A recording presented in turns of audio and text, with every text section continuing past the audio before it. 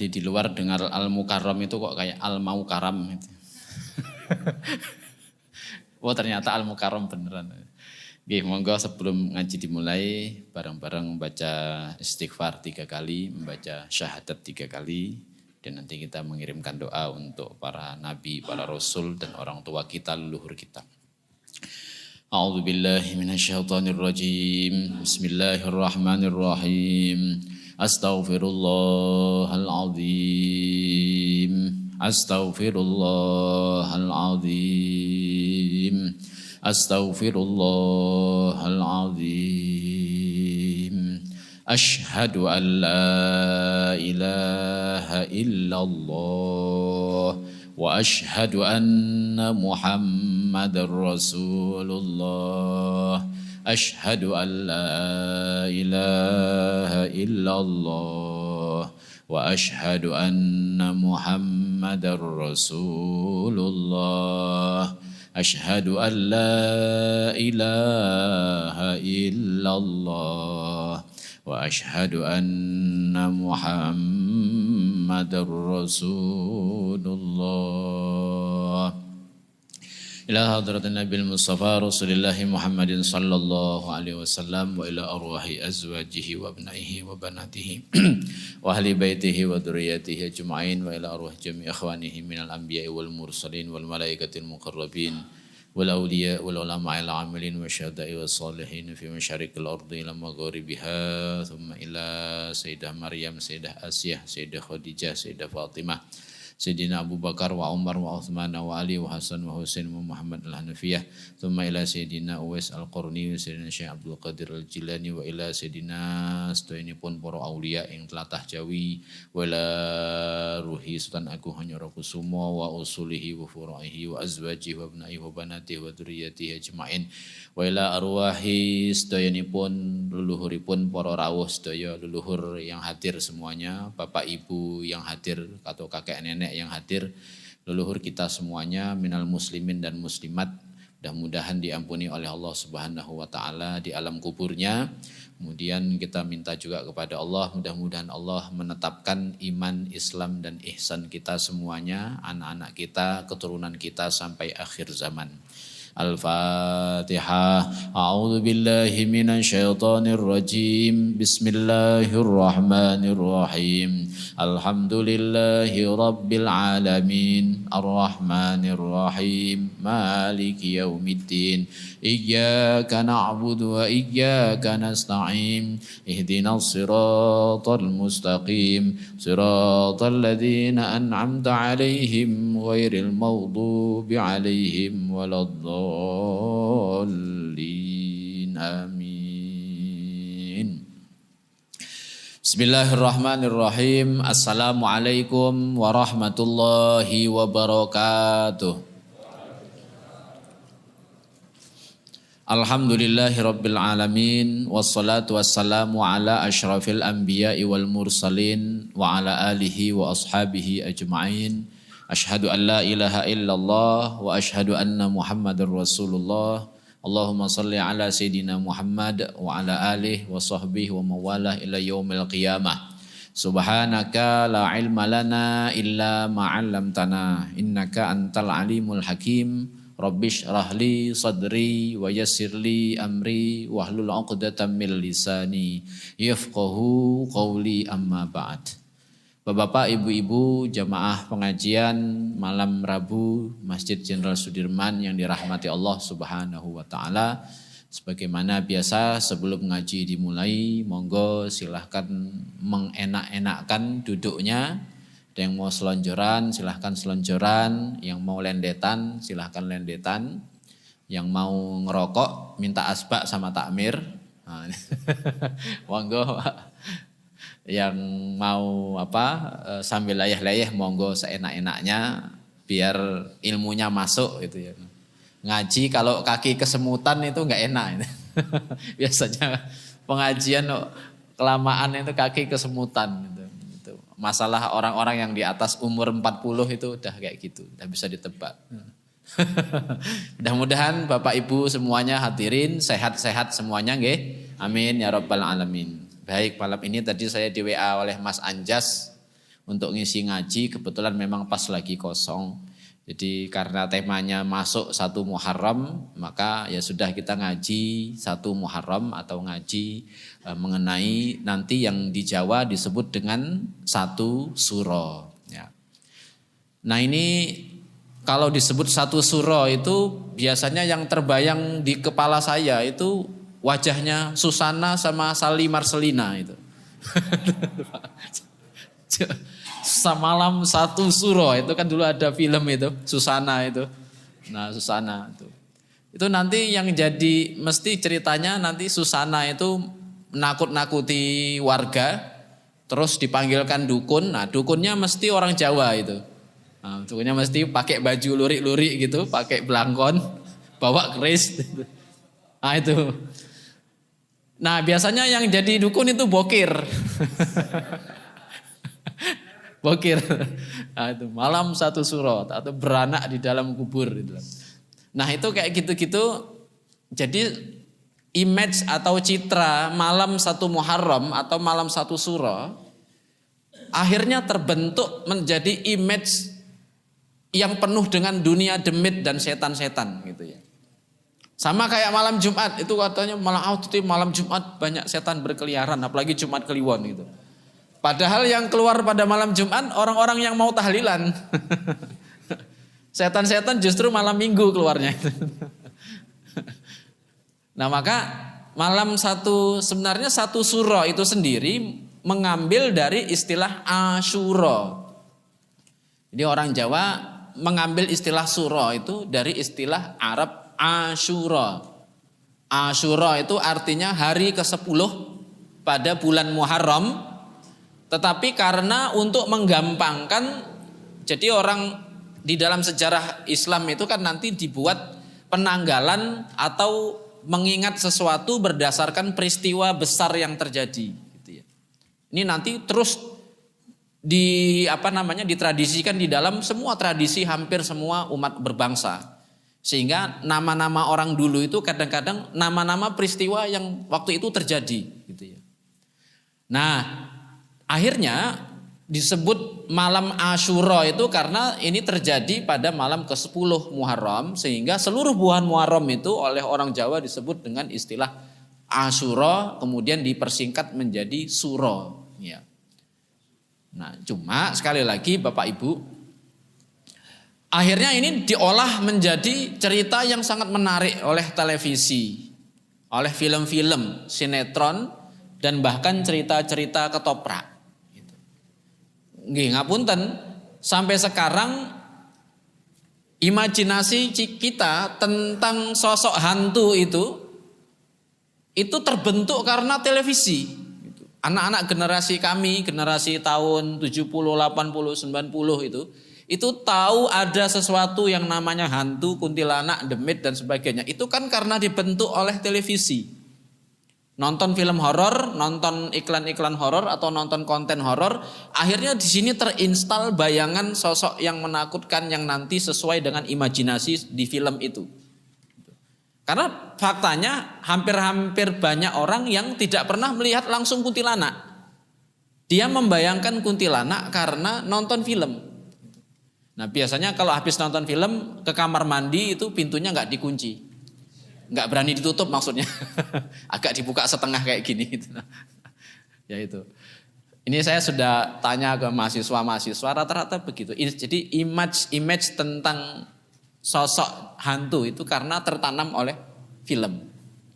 Termasuk image kita tentang Wali Songo, ngapunten bapak-bapak ibu-ibu. Image yang terbayang tentang Wali Songo itu yang di kepala kita kan yang versinya Deddy Mizwar. Kalau yang generasi jenengan Pak, itu generasi jenengan Deddy Mizwar ini. Kalau yang hari ini, ya mungkin itu siapa itu, Lukman Sardi itu misalnya, atau yang jadi Gus Biru dalam film Hati Suhita itu, Gus Biru itu, Omar Daniel. Nah, sehingga termasuk ini tadi malam 1 suro itu lama-lama diidentikan dengan sesuatu yang penuh dengan suasana horor itu karena instalan yang ada di kepala kita adalah instalan dari televisi, dari berita-berita hoax, terutama nanti juga dari cerita-cerita yang tidak bisa dipertanggungjawabkan sumbernya dari mana. Nah, padahal malam 1 Suro itu nanti dalam sejarah dibuat gatuk dengan penanggalan Jawa atau penanggalan Saka, bisa cocok dengan penanggalan Hijriyah. Itu pertama kali dibuat oleh Sultan Agung Hanyokro Kusumo. Sultan Agung ini membuat penyatuan kalender, penyatuan tanggalan ini pada Jumat Legi 8 Juli 1633 Masehi. Jadi baru kemarin 8 Juli. Ya.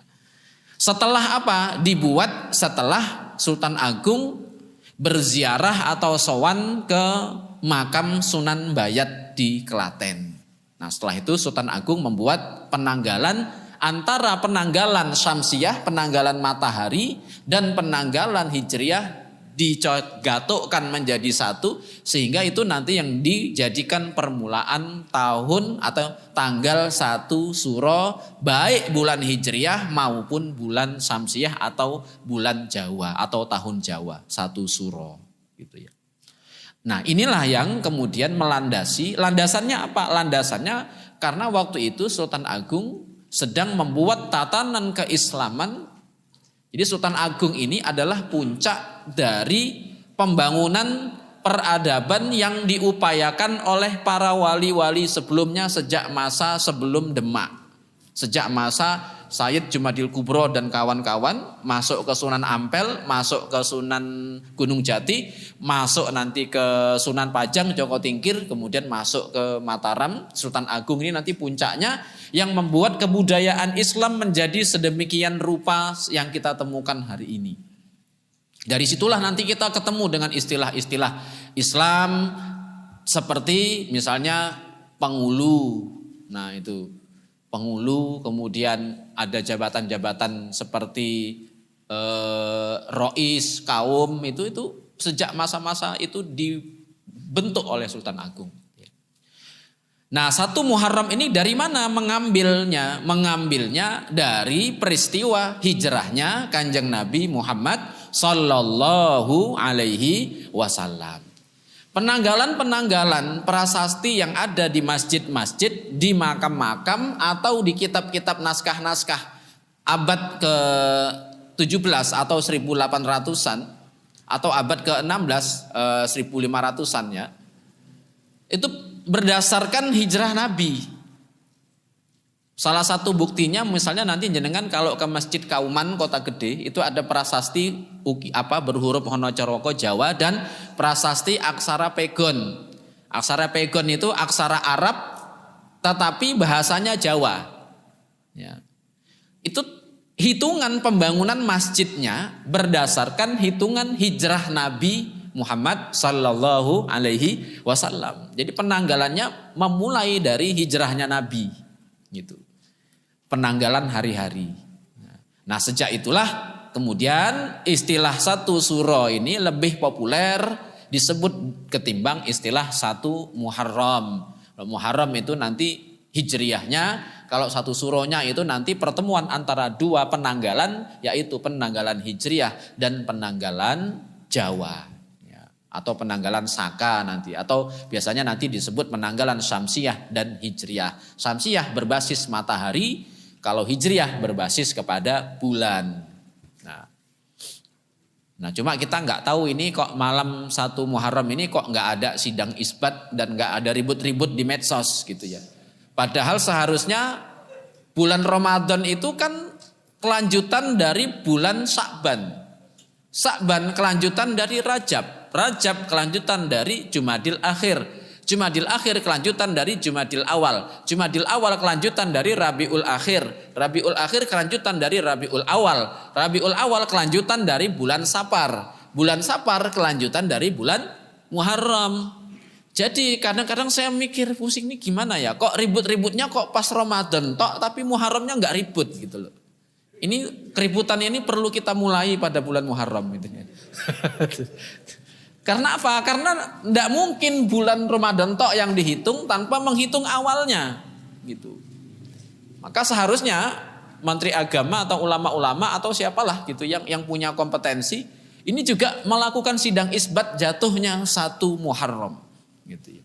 Supaya kita tahu, oh ya ini betul 1 Muharram berdasarkan perhitungan dari ahli-ahli yang memiliki ilmu tentang itu. Saya sendiri tidak paham dan tidak tahu ilmu tentang itu, sehingga paling tidak ya hanya bisa ngomong-ngomong begini gitu ya. Ada ilmunya sendiri, ilmu falak dan macam-macamnya gitu ya. Nah, jadi yang pertama itu Bapak-bapak, sejarah 1 suro ini disebut suro karena mengambil dari nama hari ke-10 pada bulan Muharram, yaitu hari Asyura. Hari Asyura ini adalah hari yang mana pada hari itu ya, cerita masyhurnya adalah hari ketika cucunya Nabi Muhammad yang bernama Sayyidina Husain bin Ali bin Abi Thalib itu gugur di padang Karbala. Mengenai sebab-sebab gugurnya mungkin bisa mencari sumber-sumber yang lain. Saya tidak usah cerita pada malam hari ini supaya tidak hilang dari fokus ya.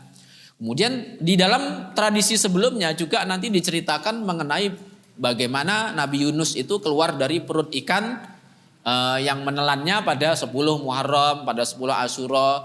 Nabi Nuh mendarat dari banjir juga pada tanggal 10 Asyura, dan peristiwa-peristiwa besar di dalam sejarah yang terkait dengan bala bencana, terkait dengan musibah, terkait dengan sesuatu yang tidak enak itu terjadi pada tanggal 10 Asyura gitu ya. Sehingga nanti untuk menandai bulan ini, bulan Muharram ini, akhirnya dibuatlah bulan ini bernama bulan Asyura oleh Sultan Agung, dan kemudian secara umum nanti orang Jawa menyebut bulan ini dengan bulan Suro gitu ya. Nanti ada yang memaknai juga bulan Suro itu artinya berani ya, karena belajar dari pengalaman para nabi dan para sahabat dan Sayyidina Husain tadi yang berani untuk menjalani hidup ini dan menjalani penderitaan gitu. Tapi itu makna belakangan yang kemudian muncul pada terkait dengan 1 Suro gitu ya. Jadi kalau ada kesan bahwa malam 1 Suro itu apa itu tadi horor. Nah itu enggak. Ya, coba aja nanti jenengan keluar, ada enggak Susana keluar di sini, kan enggak ada kan gitu ya. Susananya aja udah dikubur kan gitu ya. Nah baik, itu yang pertama. Yang kedua tadi kesimpulannya ini dibuat oleh Sultan Agung pada 8 Juli 1633 Masehi. Harinya itu Jumat Legi. Nah Sultan Agung menyamakan kalender ini. Siapa? Dari mana? Sebenarnya kalendernya Sultan Agung ini, penanggalan ini sudah lama disiapkan oleh Sunan Giri di Giri, Jawa Timur. Ya, nanti baru bisa diwujudkan pada masa Sultan Agung. Sehingga apa? Sultan Agung ini nanti dalam salah satu nama yang beliau pakai itu kan gelarnya Hanyokro Kusumo. Hanyokro Kusumo ini adalah gelarnya Sunan Giri. Gitu. Sunan Giri berarti Sultan Agung ini salah satu tugasnya adalah melanjutkan tugas-tugas yang dulu diemban oleh Sunan Giri, termasuk nanti membentuk penanggalan Jawa yang hari ini kita kenal menjadi kalender itu. Kalender kalau yang hari ada 5, hari pasar itu ada 5, itu berdasarkan perhitungan Syamsiah. Kalau hari berdasarkan perhitungan bulan ada 7.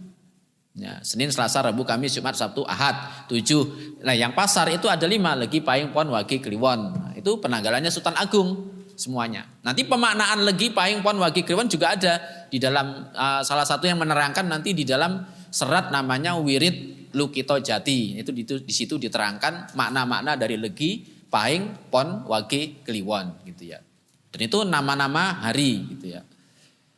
Sehingga dari sini nanti tidak hanya penanggalan tetapi seluruh apa yang kita kerjakan hari ini, yang hari ini hanya dianggap budaya, tapi pada masa itu dianggap sebagai perwujudan ajaran Islam, yang kita kerjakan hari ini itu dibuat oleh Sultan Agung. Misalnya apa? Selamatan. Misalnya selamatan selapan weton. Nah, misalnya lahirnya Jumat Wage, ya sudah Jumat Wage nanti ada selamatannya, itu sejak Sultan Agung itu diselamati. Biasanya nanti buat nasi kuning, lauhnya telur diiris-iris, telur dadar itu diiris-iris atau ikan asin, kemudian dibungkus dibagi ke anak-anak tetangga. Nah itu Sultan Agung. Gitu ya. Nah jangankan selamatan kelahiran atau selamatan weton tadi, di Jawa bahkan anak sapi sama anak kambing lahir aja ada selamatannya. Gitu. Cempe sama pedet lahir itu ada selamatannya, brokohan itu ya. Kenapa? Sebagai rasa syukur kepada Allah karena sudah diberikan anak sapi yang lahir sehat, dan ini berarti jaminan rezeki dari anak sapi yang nanti akan jadi sapi kemudian bisa membuahkan hasil. Ya. Kenapa kok disyukuri? Iya, karena nanti mengikuti siklus bulan besar atau bulan Dzulhijjah. Pada bulan Dzulhijjah semua yang punya sapi berbahagia. Karena apa? Karena sapinya ditumbas. Gitu. Maka bersyukur yang punya sapi sejak masih lahir, bersyukur. Yang punya kambing sejak masih lahir, bersyukur dengan buat brokohan tadi itu. Gitu. Nah, saya paling senang kalau dapat kayak gitu itu, bisa makan gratis. Gitu ya. Apalagi waktu mahasiswa dulu kan itu, cari engko bengi sing tahlilan sing dio gitu ya. Ya, tapi nggak boleh juga kalau mengharapkan yang mati siapa kan gitu. Nah, itu yang kedua, yang ketiga ini. Yang ketiga, bulan Suro ini nanti diperingati sebagai bulan di mana orang-orang Muslim di Jawa memperbanyak ibadah. Kalau orang dulu menyebutnya memperbanyak tirakat, maneges atau mantep genturing topo atau menggenturkan ibadahnya kepada Allah Subhanahu wa taala. Maka kalau di Yogyakarta dan Solo sampai hari ini masih ada yang kita sebut sampai hari ini upacara atau tradisi mubeng beteng, mengelilingi beteng keraton gitu. Itu bukan ngalap berkah keraton, bukan, justru mendoakan negara melalui pusatnya negara yaitu keraton. Mengelilingi beteng itu nanti dengan berjalan kaki, tidak pakai sendal dan tidak berbicara atau topo bisu, dan juga dengan doa-doa. Kenapa? Karena mubeng beteng ini meniru hijrahnya Kanjeng Nabi yang berjalan dari Mekah ke Madinah. Karena Kanjeng Nabi berjalan dari Mekah ke Madinah itu kan muter. Seharusnya Madinah itu hanya ke utara sedikit. Karena nanti sudah dikepung sama tentara Quraisy itu, akhirnya Kanjeng Nabi muter begini. Muter ke selatan dulu, baru muter ke utara. Jauh sehingga 600-an kilometer. Kalau dicek di map jarak antara Madinah dan Mekah itu nggak sampai segitu. Tapi karena muter itu bisa 600-an kilometer lebih. Kanjeng Nabi berjalan kaki, ndak pakai sendal dan ndak bicara atau topo bisu. Kenapa? Kalau Kanjeng Nabi bicara nanti suaranya ketahuan, dikejar oleh tentara Quraisy yang sudah memburu Kanjeng Nabi untuk dibunuh. Sehingga topo bisu. Nah itulah yang ditiru oleh para ulama di Jawa, di Yogyakarta ketika membuat tradisi mubeng beteng, niru hijrahnya Kanjeng Nabi gitu. Bahkan nggak hanya itu, saya penelitian masih ketemu cerita cucu-cucu dari Simbah yang pada malam 1 Suro itu berjalan kaki dari Purworejo ke Jogja jalan kaki gitu. Atau dari Jalan Piungan ujung ke Prambanan nanti balik lagi. Itu setiap malam 1 Muharram, malam 1 Suro. Saya masih ketemu cucu-cucunya. Kalau simbah-simbahnya udah gak ketemu. Cucu-cucunya yang saya ketemu, biyen nek zamannya simbah, biyen nek malam 1 Suro ki biasa wong mlaku katanya. Jalan gak pakai sendal dan bisu. Ketika ditanya ngopo Mbah nek kok kayak gitu Mbah? Jawabnya niru Kanjeng Nabi no, katanya gitu. Kanjeng Nabi kan pada malam 1 Muharram hijrah jalan kaki lah. Aku tak niru Kanjeng Nabi gitu. Nah, Kanjeng Nabi meniru hijrah itu ditiru oleh umatnya di sini. Kalau tidak berjalan kaki biasanya ada satu desa yang pada malam 1 Suro itu mengadakan mubeng desa atau keliling desa. Desanya dikelilingi mulai dari tengah, dari masjid, keliling, sambil keliling itu sambil membaca tasbih subhanallah walhamdulillah wala ilaha illallah wallahu akbar, atau membaca zikirnya ulama Mataram, la ilaha illallah al malikul haqqul mubin Muhammadur Rasulullah shadiqul wa'dil amin. Keliling desa, setiap pojok-pojok desa, misalnya pojok timur utara, pojok di sana nanti berhenti di pojok itu mengumandangkan azan, qomat, dan doa kunut. Nah, azan sebagai apa? Tolak bala, karena bala bencana itu diazani itu balanya diangkat oleh Allah. Dalam hadis-hadis banyak, itu salah satu cara untuk tolak bala itu adalah dengan azan. Kalau ada angin ribut, ada angin topan, ada tsunami, ada apa saja, azan. Gitu. Itu hadisnya sahih itu. Gitu. Nah, jadi setiap pojok-pojok kampung azan, qomat, nanti ditutup dengan doa kunut. Ya.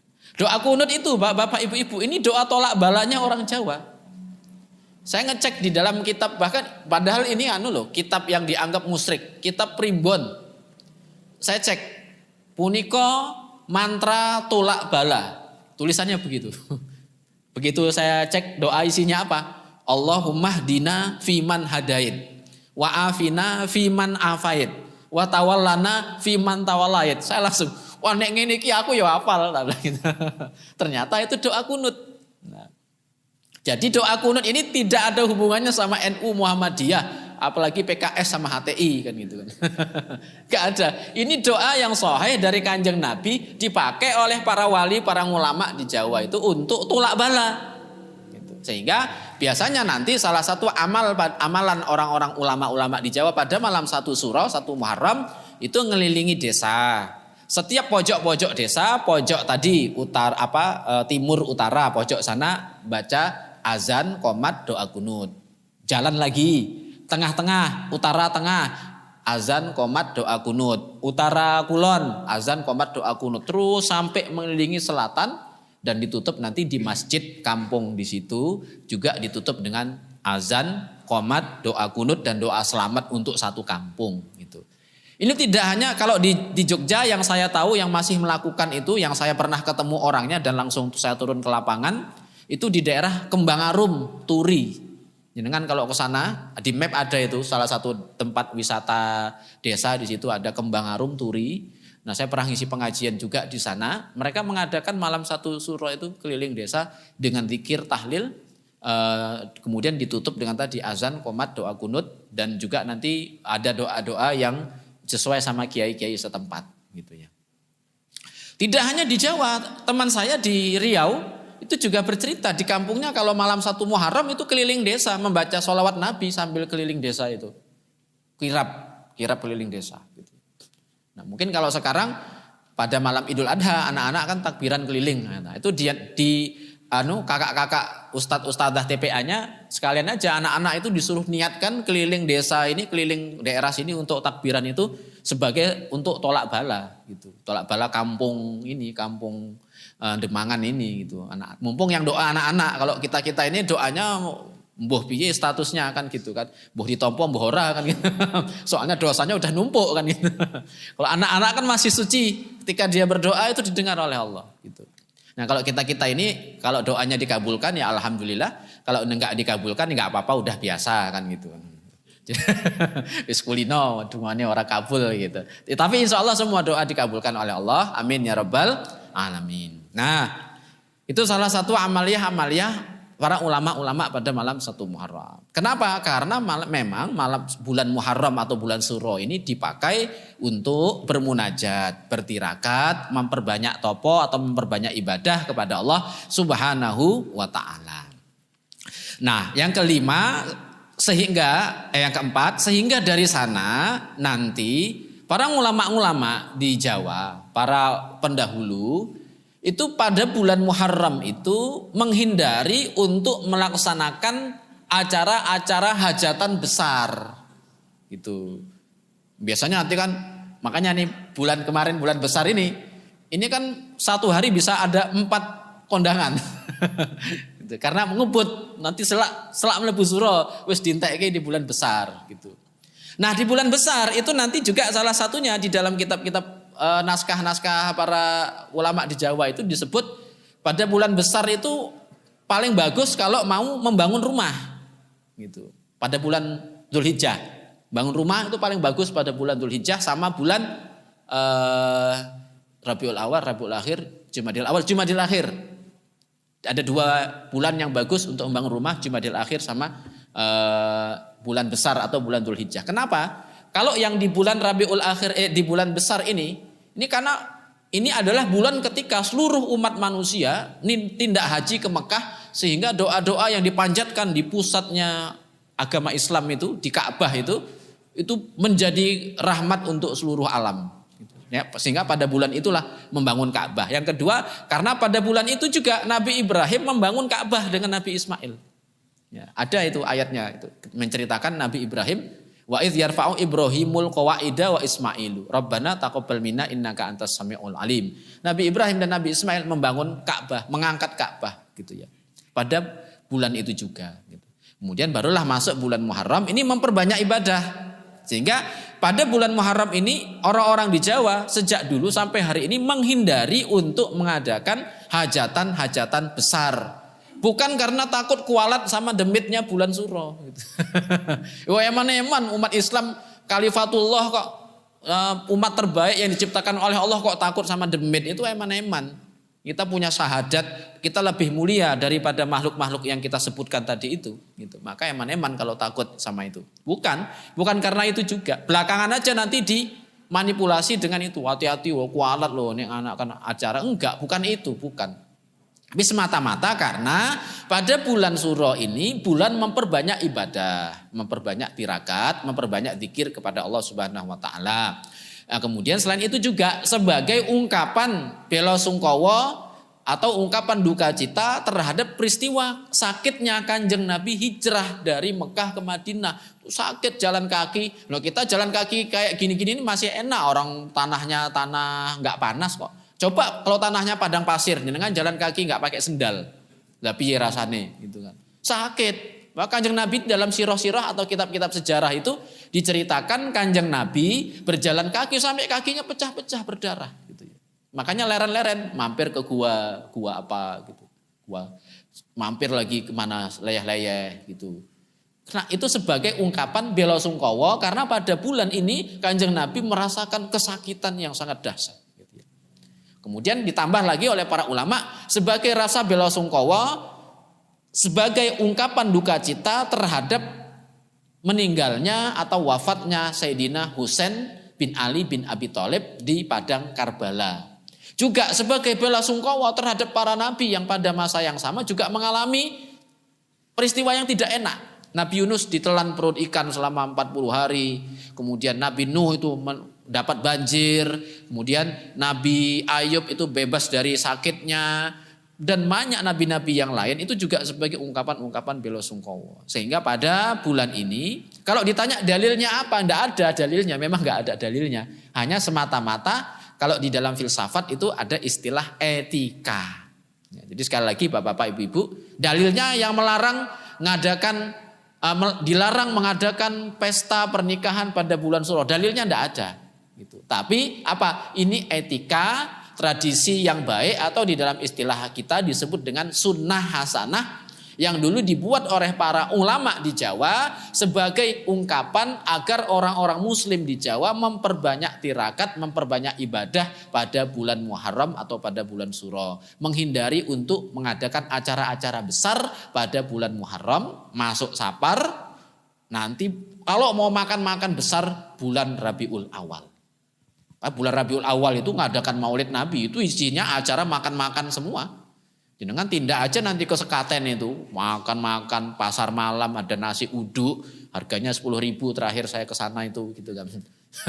Ada nasi uduk, ada makanan macam-macam. Nanti kalau ada acara maulid Nabi, makan-makan lagi. Itu kalau mau makan-makan besar pada bulan maulid Nabi. Tapi pada bulan Muharram, bulan Safar itu bulan memperbanyak tirakat, memperbanyak prihatin, memperbanyak mendekatkan diri kepada Allah Subhanahu wa taala.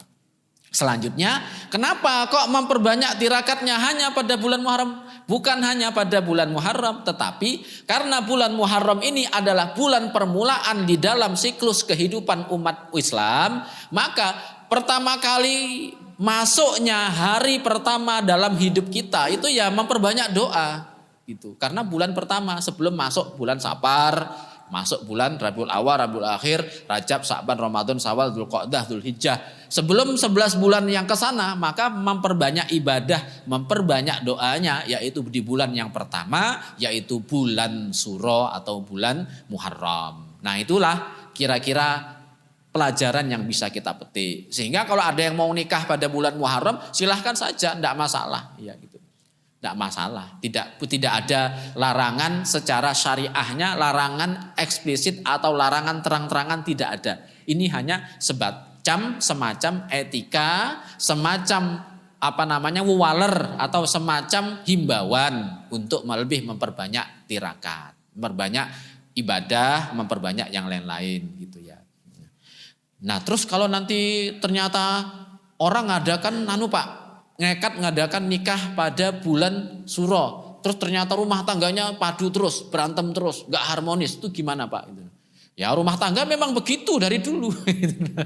Rumah tangga kok gak ada padunya, ya kan biyen yang ngono kuwi.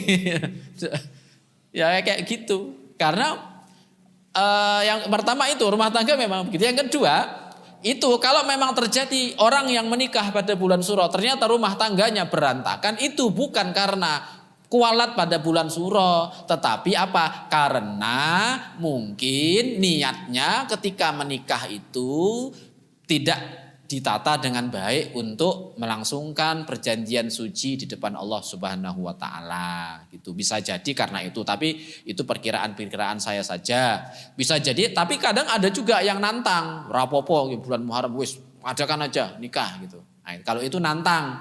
Nah, kalau nantang begitu ya biasanya kalau nanti ternyata rumah tangganya nggak harmonis, itu bukan karena kualat pada bulan Suro, tapi karena nantang-nantangnya itu kan nggak bagus, gitu ya. Apa saja kalau nantangin jenengan benar. Misalnya itu ada di YouTube itu loh, ada orang Munsewu, dia mu'alaf masuk Islam.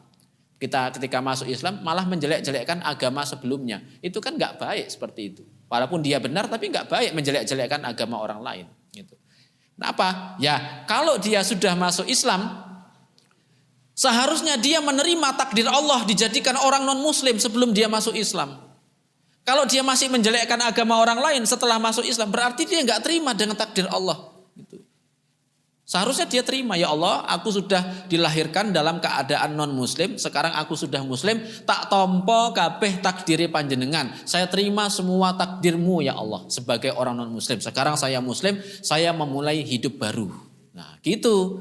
Jadi tidak menghina agama-agama sebelumnya, nggak boleh menjelek-jelekkan agama sebelumnya, gitu ya. Kalaupun menjelek-jelekkan itu jangan dijelek-jelekkan di depan orang lain, cukup untuk diri sendiri aja, jangan sampai dijelekkan. Gitu ya. Nggak boleh. Karena apa? Karena agama-agama yang selain Islam itu juga agama-agama yang memang sebelumnya ada jejak sejarahnya, yang juga dibawa oleh para nabi-nabi sebelumnya. Persoalan nanti ada yang mengatakan itu digeser, ada pergeseran, ada yang diubah, ada yang diotak-atik, itu enggak urusan kita. Urusan kita pokoknya madep mantep mencintai Kanjeng Nabi Muhammad sallallahu alaihi wasallam, menguatkan iman, Islam dan ihsan kita kepada Allah Subhanahu wa taala. Amin ya rabbal alamin. Nah, ini yang terakhir. Karena itu pada bulan Muharram ini kita sama-sama Bapak Ibu memperbanyak ibadah, memperbanyak doa, memperbanyak, kalau para ulama dulu biasanya pada bulan Muharram ini memperbanyak tasbih Nabi Yunus. Apa itu? La ilaha illa anta subhanaka inni kuntu minadh dhalimin. Mengakui bahwa kita la ilaha illa anta, tidak ada Tuhan selain engkau ya Allah, subhanaka maha suci engkau ya Allah, inni kuntu sesungguhnya aku ini ya Allah benar-benar termasuk orang yang zalim. Nah, itu mengakui kelemahan kita di hadapan Allah, memperbanyak tasbih Nabi Yunus, memperbanyak ibadah-ibadah yang lain, memperbanyak puasa, sedekah, termasuk nanti sedekah sebagai apa? Sebagai tanda bahwa kita benar-benar membenarkan ajaran Allah Subhanahu wa taala melalui Kanjeng Nabi Muhammad sallallahu alaihi wasallam. Nah, kemudian ini semua untuk apa? Amal-amaliyah kayak tadi mubeng beteng, keliling desa, memperbanyak tasbih. Untuk apa? Untuk menguatkan iman, Islam, dan ihsan kita semuanya. Inti dari seluruh proses kita menjadi muslim di tanah kita ini, di mana saja, itu adalah iman dan Islam dan ihsan. Iman Islam itu nanti. Sehingga ketika kita nanti Idul Fitri, kalau Bapak Ibu nanti sowan ke bapaknya atau simbahnya atau pakliknya atau buliknya atau pakdenya atau budinya, Itu doa yang paling sering diucapkan dan hanya diucapkan pada masa ketika kita sowan sungkeman Idul Fitri. Itu adalah apa? Muga-muga tetap iman Islami. Itu doa paling puncak yang tidak kita dapatkan selain ketika sungkem Idul Fitri. Maka kalau sungkem Idul Fitri itu walaupun formalitas tidak masalah, tetapi begitu doa yang formalitas tadi meluncur dari mulut orang tua, didengar oleh Allah Subhanahu wa taala, iman Islam ditetapkan oleh Allah, dikuatkan anak cucu sampai akhir zaman. Ini doa yang mahal. Walaupun sekali lagi, walaupun formalitas, tetapi karena doa ini keluar dari mulut orang tua kita, mulut leluhur kita, mulut bapak kita, ibu kita, simbah kita, doa itu dikabulkan oleh Allah Subhanahu wa taala, sehingga mungkin itulah yang menyebabkan kita hari ini masih bisa merasakan nikmat iman dan Islam, karena mungkin dulu orang tua kita sowan ke bapaknya atau ibunya didoakan muga-muga kue anakmu, putumu, keturunanmu tetap iman Islami. Amin ya rabbal alamin. Mari kita tutup dengan membaca tasbih Nabi Yunus, karena tadi kita sudah akan memperbanyak tasbih Nabi Yunus. Kita membaca tasbih Nabi Yunus ini 3 kali bersama-sama. Kemudian nanti kita kirimkan Al-Fatihah kepada orang-orang yang tadi kita sebutkan namanya. Monggo kula dherekaken. La ilaha illa anta subhanaka inni kuntu minadh dhalimin. La ilaha illa anta subhanaka inni kuntu minadh dhalimin.